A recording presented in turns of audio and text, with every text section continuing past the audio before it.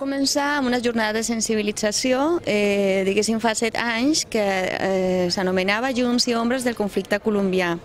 I amb el temps va tenir un desenvolupament tant del seu nom com de la seva estructura.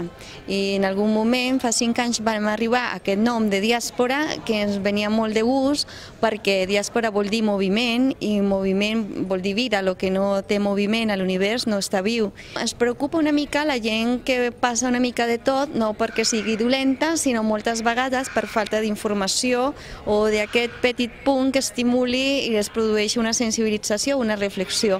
El llenguatge més adient per fer-lo podia ser el de l'audiovisual. Per això les audiovisuals són l'eix narratiu de la diàspora. Per tant, no portem persones especialistes en temes de drets humans ni de conjuntura política, sinó són les pel·lícules les que expliquen el que passa.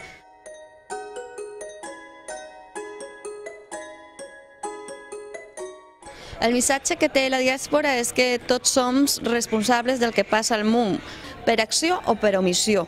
Per acció perquè fem, perquè ens impliquem per la gent que agafa una arma, per la gent que participa d'un tràfic de drogues, etc. Però també per omissió quan passem de tot com si no fóssim nosaltres.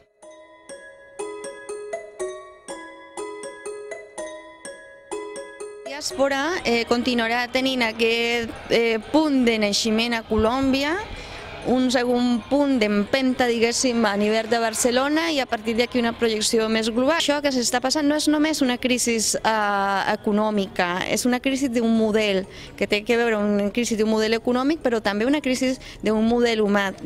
Tenim que canviar nosaltres, no només és canviar el model, tenim que canviar nosaltres, tenim que practicar altres valors, tenim que practicar el valor de la solidaritat, tenim que posar-nos més per nosaltres.